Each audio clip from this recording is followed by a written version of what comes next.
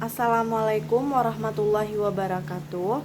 Perkenalkan, saya Sri Ratu Mulia, NIM 19 12 11 650, berasal dari kelas 2C. Di sini saya akan melakukan penyampaian rangkuman materi.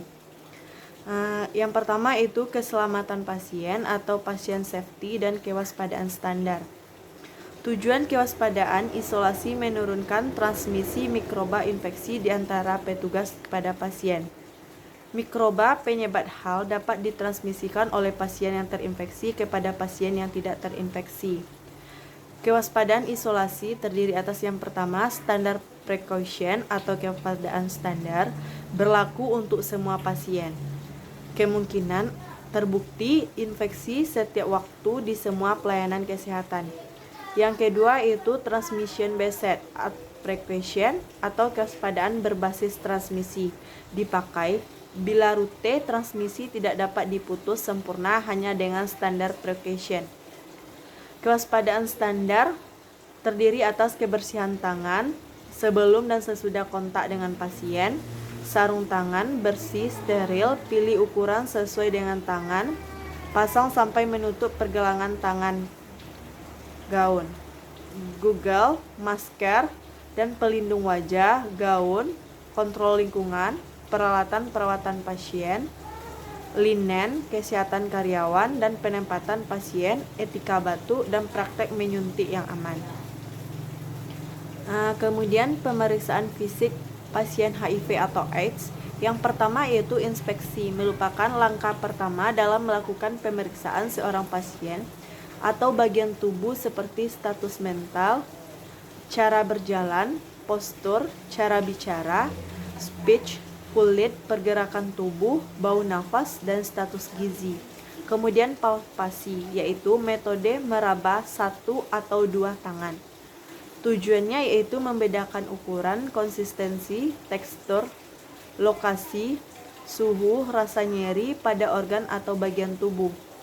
Yang ketiga itu perkusi, yang mana perkusi adalah pengetukan pada bagian tubuh dengan menggunakan jari, tangan, atau alat kecil untuk mengevaluasi ukuran, konsistensi, batas, atau cairan yang ada di dalam tubuh. Yang keempat yaitu auskultasi. Yang dimaksud dengan auskultasi adalah dengan cara mendengarkan bunyi yang berasal dari dalam tubuh. Stadium klinis HIV dewasa yang pertama itu stadium 1, yaitu tidak ada gejala, pemberasan kelenjar limfe menetap. Yang kedua, stadium 2, yaitu meliputi berat badan yang menurun, infeksi saluran nafas, herpes zoster, ulkus oral yang berulang, popular proto-eruption, dermatitis, dan infeksi jamur kukul. Yang ketiga, stadium 3, berat badan menurun, diare kronis, demam persisten, konstan, suhu besar dari 37,5 derajat Celcius, ibu 1 bulan, oral persisten, TB paru, infeksi bakteri, anemi. Kemudian penata laksanaan pada pasien dengan HIV atau AIDS, terapi ARV. Alur tata laksana HIV yaitu dengan diagnosis HIV, diagnosis 10 keinfeksi, tata laksana 10 koinfeksi, tata laksana obat HIV atau ARV, monitoring efek samping dan interaksi obat, monitoring respon terapi, persiapan sebelum ARV yaitu melakukan edukasi makna hasil tes positif, edukasi kepatuhan minum obat. Konseling pengobatan ARV. Sebelum memulai pengobatan, pasien harus memahami tujuan dari terapi yang mana ARV ini tidak menyembuhkan infeksi HIV. Selama pengobatan ARV, virus masih dapat ditularkan. Pengobatan seumur hidup.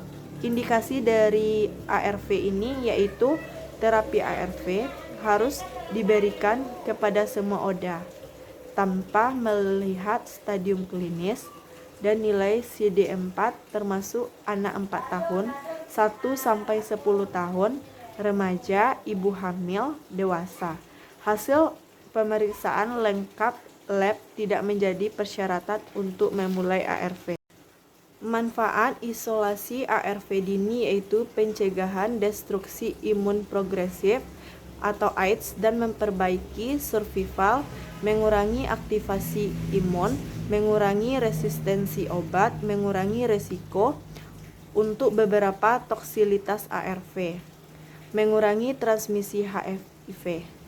Tujuan terapi ARV itu menurunkan jumlah virus dalam darah sampai tidak terdeteksi lagi dan mempertahankannya, memperbaiki kualitas hidup, mencegah terjadinya infeksi oportunistik, mengurangi transmisi kepada orang lain, mencegah progresif penyakit. Asuhan keperawatan HIV dengan COVID. Pada pembelajaran dari HIV yaitu yang mana peran masyarakat sangat penting. Peran orang dengan COVID-19, hak asasi manusia, stigma dan diskriminasi.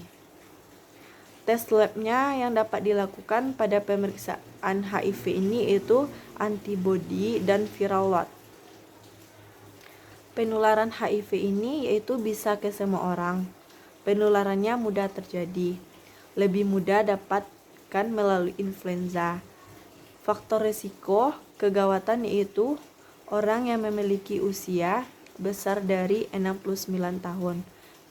Usia berapapun, pencegahannya itu dengan cara memakai masker, jaga jarak dengan orang yang terinfeksi HIV, mencuci tangan, tutup sekolah, melakukan larangan mudik.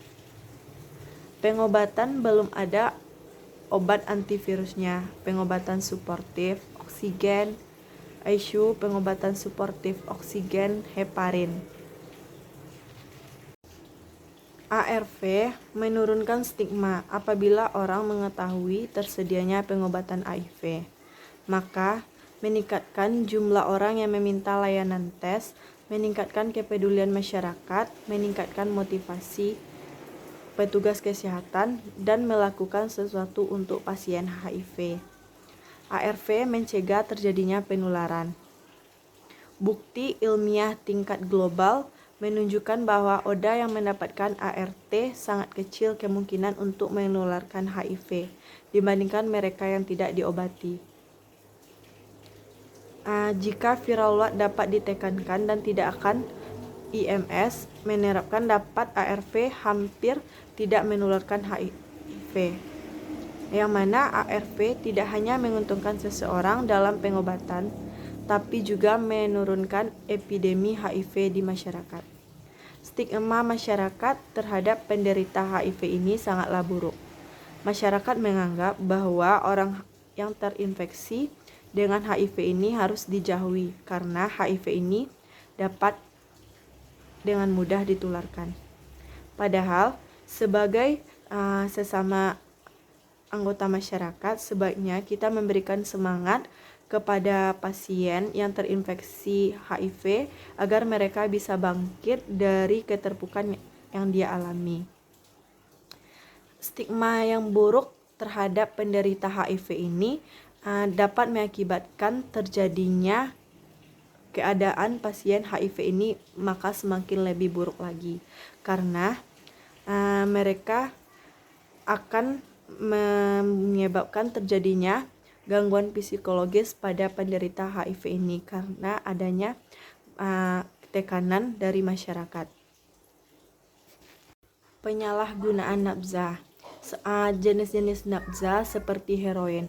Heroin adalah serbuk putih pahit untuk dipanaskan dalam sendok dan disuntikkan ke intravena. Bisa juga disedot melalui hidung dan rokok seperti tembakau atau opium. Kemudian jenisnya seperti narkotika.